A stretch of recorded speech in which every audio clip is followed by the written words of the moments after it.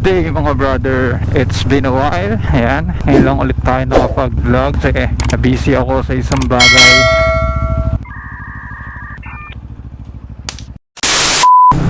Ayan nga, ngayon lang ulit tayo nakapag-vlog kasi na-busy tayo sa isang bagay.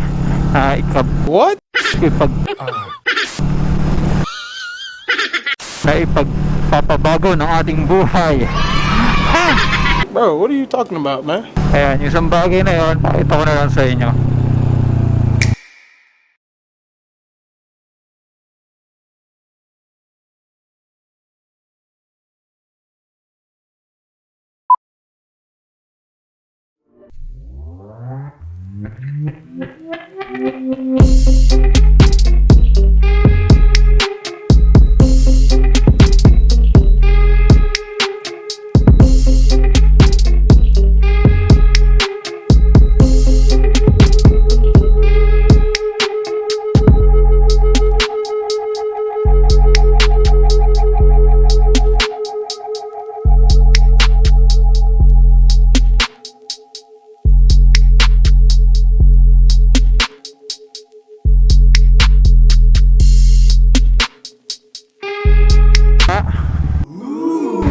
Successful naman yung event, masaya, enjoy, and sobrang ganda ng araw. Parang ginawa siya ni Lord para sa amin.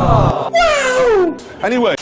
Kung mapapansin nyo, naka Bristol Bobber 650 tayo. Pinahiram tayo ni Bristol. Shoutout kay Bristol Motorcycles. Thank you sa tiwala. At pinahiram sa atin to para sa wedding. Ayan, ginamit ko siya sa papasok ng gate ng church. Ayan, siyang gamitin itong Bristol Bobber. Well, para sa mga magtatanong, no, bakit hindi na lang yung white or yung Bristol BR400 yung ginamit ko? No, bakit hindi na lang yung white or yung Bristol BR400 yung ginamit ko? Hindi, gusto ko lang ring maiba. And yun, nahiram tayo na Bristol. Since sasauli na natin tong motor, ay Bristol Motorcycles, mag-ano lang ako, magbigay lang ng mga comments and opinion para sa motor na to. Hindi ko naman siya mare-review thoroughly kasi ilang araw ko lang naman siya ginamit. Nung Thursday, Friday, then nung Sunday, and tsaka ngayong araw. Pang 4 na araw ko pala siya ginagamit ngayon. So yun, unang napansin ko sa Bristol Bobber 650, compared ko lang dun sa BR400, parang pareho sila nung torque sa umpisa. Pero nasasabi kong linear naman yung acceleration and hindi ka mabibitin. Meron tong something na talagang satisfied ako sa takbo niya. Talagang pag binigay ko yung birit ko yung niya, binibigay niya talaga yung tunay na ligaya na naramdaman ko. Talagang ihahataw ka kapag nasa siguro 5,000 RPM ka na. Mamaya papakita ko sa inyo. Pero yun ay personal opinion ko lang naman, at saka yun yung personal experience ko. Compared sa BR400, parang pareho sila ng torque sa umpisa. Pangalawang napansin ko, yung position niya, hindi ko feel na nakabobber ako. Parang normal na motor lang siya, pero nandun yung power ba. Pangatlo, though medyo wide na yung handlebar niya at medyo naka-siko position ako, and parang hindi na compromise yung yung mga tingiting skills ng ng rider. Parang okay na okay pa din. Though medyo bitin yung turning radius, pero yung mga singit na safe, pasok Hindi na compromise ng handlebar. Sarap po.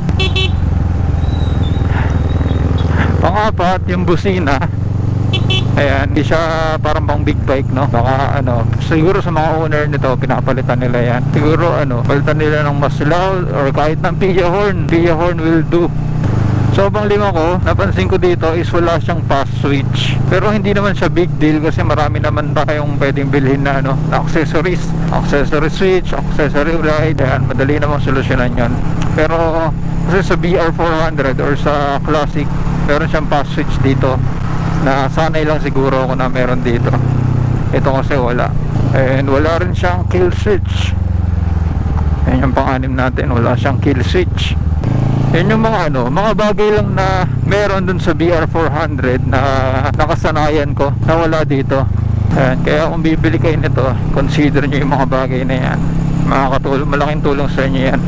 Pero hindi naman siya bagay na makakapangit sa kanya. Tingin ko inalign lang naman ng Bristol dito sa sa classic looks tsaka classic na tema ng bike. Pang pito, sobrang sarap niyang i-ride.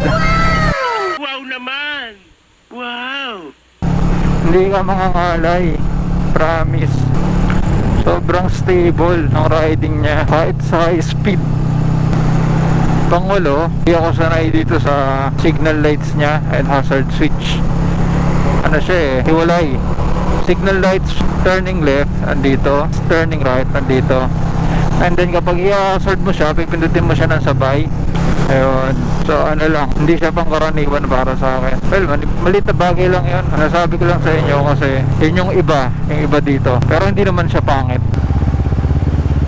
Pang siyam, mga brother, ang ganda ng side mirror nito. Hindi siya ganun kalaki, pero parang rear view ng rear mirror ng sasakyan. Flat siya, hindi siya naka-convex. Flat siya tignan, pero ang wide nung makikita mo. Unlike nung sa akin, nilagyan ko pa ng convex mirror para lang lumawak yung view ko. Kaya kudos kay Bristol dito sa design niya ng side mirror. Hindi siya gawang basta-basta. Talagang ganda ng quality. And then pang 10, pang 10 natin, hindi siya ganun kainit sa legs. Ang ganda ng cooling system niya. Kahit traffic hindi ko naramdaman yung init nung Thursday na bumiyahe ako ng dala ko to, diba? Ayan sakto So yun mga brother, kung bibili kayo nito sa halagang 398,000 pesos, tingin ko sulit na din kasi meron ka ng 650cc na motor. Thank you po. Cash lane tayo, wala tayong RFID. Ayan, kung ako may 398,000, bibiling ko to. Kasi actually gusto ko talaga ng Vulcan S at saka Rebel 500. Kung pagtatabi-tabihin ko yung tatlo, dito na ako kasi unang-una yung after sales ng Bristol, iba, the best.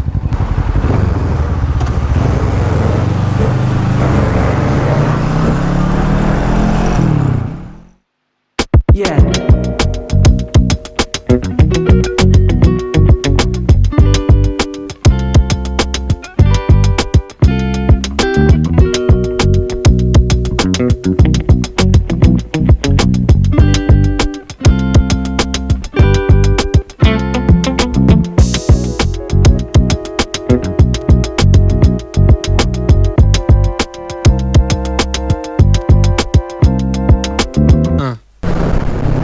Mga brother, dito muna tayo. Balik tayo pag malapit na tayo dun sa store.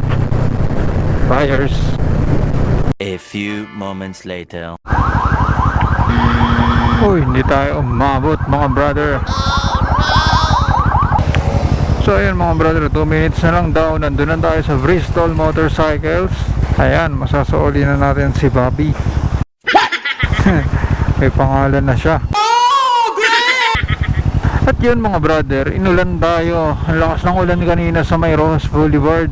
Sa tuloy ako. Pero okay lang yan. Saglit lang naman tayo Maarawan ulit tayo yan. Then pag uwi, kain, ligo. Ito na tayo. Ayun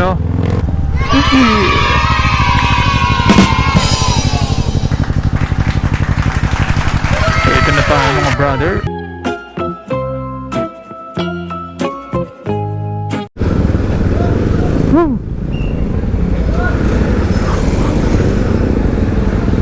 So yun mga brother, pauwi na tayo at nakuha na natin si Brap.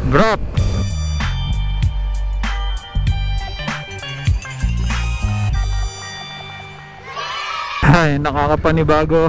Ginusto mo yan nagpasarap Parang nasanay ako bigla dun sa bobber. Bahala ka sa buhay mo. Ay nako, traffic as usual. Traffic sa Manila.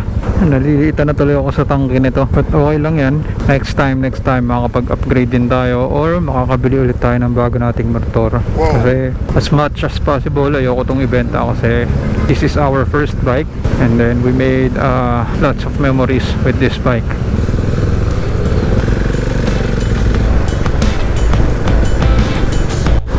So yun mga brother, andito na tayo sa Coastal Road. Coastal Road ba to?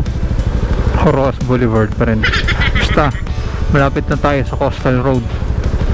At tatawid na tayo ng Cavitex. By 12:27 daw ay makakauwi na tayo sa bahay.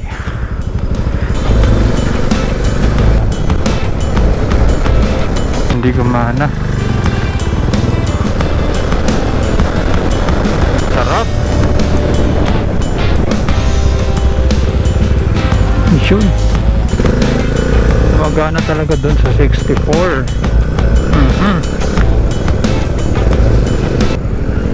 Versus oh. Ganda. Wow!